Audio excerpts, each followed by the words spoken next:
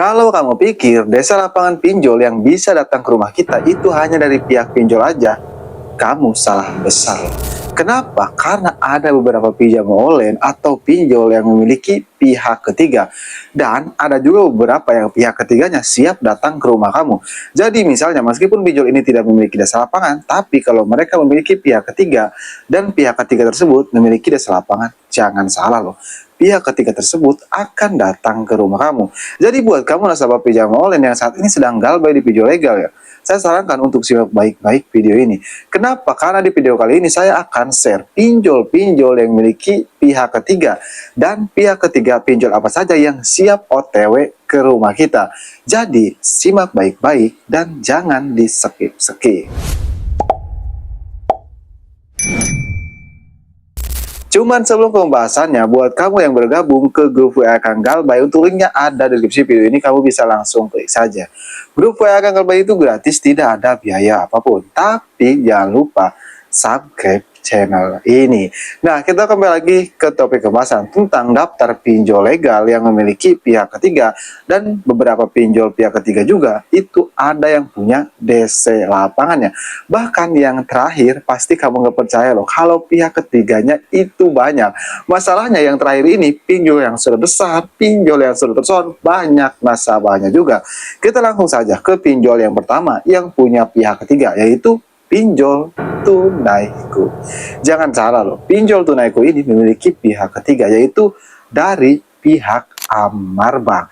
Nah, apakah pihak Amar Bank, pihak ketiga tunaiku ini akan datang ke rumah nasabah ketika si nasabah tersebut galbay di pinjol tunaiku? Jawabannya jelas akan datang. Hampir semua nasabah yang galbay di pinjol tunaiku itu didatangi pihak ketiga dari pihak Amar Bank, bukan dari desa lapangan tunaikunya. Dan yang bikin parahnya itu ya, kalau desa lapangan tunaiku menagihnya itu mereka bisa 1 tahun lebih, bisa 2 tahun baru datang ke rumah. Mungkin kamu nasabah tunaiku yang galbaynya udah tahunan, pastikan tiba-tiba desa lapangan atau pihak ketiga tunaiku itu datang ke rumah. Tapi nggak perlu takut, nggak perlu panik. Kenapa? Karena mereka juga ada SOP-nya, mereka juga ada kode etiknya dari pihak OJK. Kalau kamu bingung nantinya bagaimana cara menghadapi desa lapangan, ada di akhir video ini. Itu untuk yang pertama, yaitu pinjol tunaiku. Tapi perlu dicatat, pihak desa lapangan pihak ketiganya itu hanya berada di kawasan Jabodetabek aja. Itu pun belum merata ataupun masih random. Dan untuk yang kedua, yaitu ada pinjol atau finansial ada pundi. Jangan salah, ada pundi ini memiliki pihak ketiga loh. Nah, pihak ketiga ada pundi ini itu dari DBS Bank atau dari Bank DBS ya. Lebih tepatnya mereka bekerja sama dengan Bank DBS. Namun yang jadi pertanyaan para nasabah, apakah Bank DBS ini kan ada pundinya tidak memiliki desa lapangan ya. Nah, si pihak ketiganya Bank DBS ini apakah ada desa lapangan dan datang ke rumah kita? Kalau kita nekat galbay di pinjol ada pundi? Jawabannya kamu bisa sendiri nih. Di sini saya galbay di ada pundi ini udah 1,5 tahun ya, dan saya belum pernah datangi desa lapangan ada pundi ataupun pihak ketiga ada pundi. Kenapa? Karena ya desa lapangan atau pihak ketiga ada pundi itu tidak memiliki desa lapangan karena bank digital. Mayoritas bank digital itu enggak ada desa lapangan. Itu untuk yang kedua, yaitu pinjol ada pundi. Dan untuk yang ketiga, yaitu ada pinjol atau finansial GoPay pinjam. Jangan salah loh, GoPay pinjam juga dia ada pihak ketiga, yaitu dari PT Termak.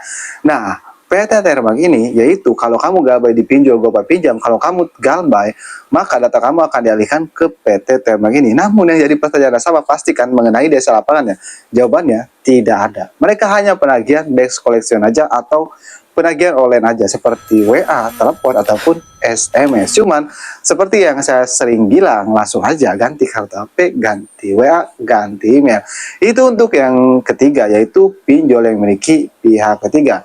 Dan untuk yang keempat, yaitu ada pinjol atau finansial UATAS. UATAS juga sama loh, memiliki pihak ketiga, yaitu dari pihak PT Termak, sama seperti GoPay ya.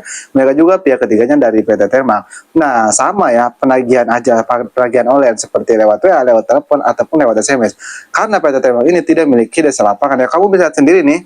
Saya galbay di pinjol UATAS nih, sama ya, sudah 1,5 tahun.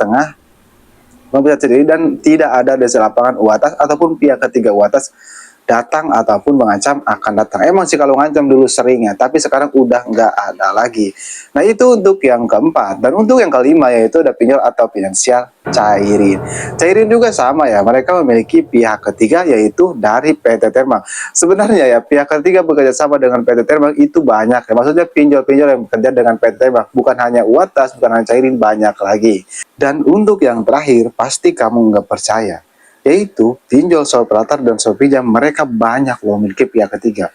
Yang pertama dari PT Termal, yang kedua dari VTPA, yang ketiga dari PT Lentera Nusantara.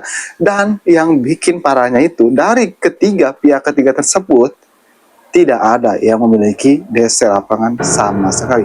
Jadi jangan heran kenapa banyak pengguna Shopee Pelatar dan Shopee Pinjam itu banyak loh yang melakukan galbay. Karena seperti yang kita tahu, nasabah Shopee Pelatar dan Shopee Pinjam itu yang terbanyak atau salah satu yang terbanyak di Indonesia, dan banyak yang galbay juga. Karena pihak ketiga ada tiga tapi tidak memiliki DC lapangan. Padahal PT Terma, PT PAP, dan PT Lentera Nusantara. Nah mereka semua hanya penagihan online saja, jadi tidak akan didatangi ke rumah kalian. Karena seperti yang saya bilang kan di video-video saya sebelumnya, kalau Shopee ini tidak memiliki DC lapangan, dan tidak semua pihak ketiga juga itu memiliki DC lapangan.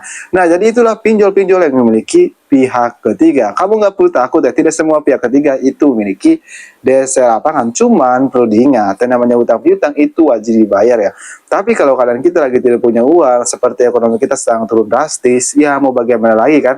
Karena lebih utamakan kebutuhan keluarga kita, jangan utamakan kebutuhan pinjol. Buat kamu yang ingin request tentang video selanjutnya, tulis aja di kolom komentar. Insya Allah saya akan bahas. Oke, saya akan Galbay. Sampai jumpa di video berikutnya.